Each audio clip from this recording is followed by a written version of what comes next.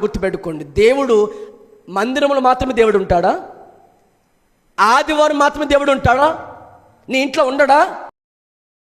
ఆదివారం రోజు మాత్రమే ఏమున్నారు? మీకు దైవ భయం కలిగి ఉన్నారు, ప్రార్థిస్తారు, కన్నీళ్ళు కారుస్తారు ఇక్కడ. కానీ ఇంటికి వెళ్ళిన తర్వాత లోక సంబంధంగా ఉంటారు. ఇది చూసి తల్లిదండ్రుల పిల్లలకు ఏమనుకుంటారంటే, నా తల్లి నా తండ్రి ఆదివారం మాత్రమే ఎలా ఉంటారు? వాళ్ళు దేవుని దూతల్లో బతుకుతారు. మరి ఇంటికి వెళ్ళిన తర్వాత కుటుంబంలో ఎక్కువ బాధ్యత తీసుకోవాల్సింది ఎవరు అంటే, కుటుంబంలో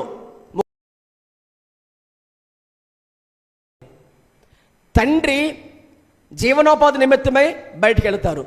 పిల్లలు ఎలా ఉన్నారు విషయం ఎవరికి తెలుసుకుందంటే, వారి ప్రవర్తన, వారి జీవితం ఎవరికి తెలుస్తుంది ఎక్కువగా అంటే తల్లికే తెలుస్తుంది. అవునంటారా కాదంటారా? కేవలం స్కూల్ విషయం మాత్రమే కాదు, వారి జీవిత విధానం, వారి ప్రవర్తన ఎలా ఉందో తెలుసుకోవాల్సిన బాధ్యత తల్లిగా నీకుంది. ఉదాహరణకి సమూయేలు దేవుళ్ళు అంతగా బలంగా ఉండడానికి గల కారణం ఎవరు? వెనకాల తల్లి ప్రార్థన. హల్లెలూయా. మనోహ భార్య దేవుని సన్నిధిలో ఆయన ప్రశంస పొందుకున్న ఆమె సంస్థను విషయమే తన జీవితం త్యాగం చేసుకుంటూ ఉంటే, పిల్లవాడిని పెంచే వరకు కూడా ఎంత ఆమె శ్రద్ధ కలిగిన జీవితం కలిగి ఉందంటే, నేడు తల్లిదండ్రులారా మీ పిల్లల విషయమైన ఎంత శ్రద్ధ తీసుకుంటున్నారు? దాన్ని చాలా సూటిగా మాట్లాడుతున్న ప్రశ్న ఈ రోజున. మీరు లోకములో ఉండి మీ పిల్లల్ని దైవభయం కలిగి ఉండాలంటే సాధ్యమవుతుందా? ఏమాత్రం కూడా కాదు.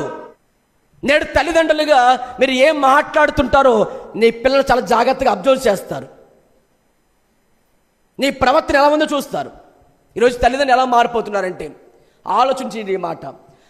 ఆదివారం రోజున మాత్రమే కలిగి ఉన్న ఈ భక్తి ఇంటికి వెళ్ళిన తర్వాత లోక సంబంధంగా ఉండడం గల కారణం. తల్లిగా నీ జీవితం ఇంట్లో సరిగా లేదు, తండ్రిగా నీ జీవితం సరిగా ఇంట్లో లేదు.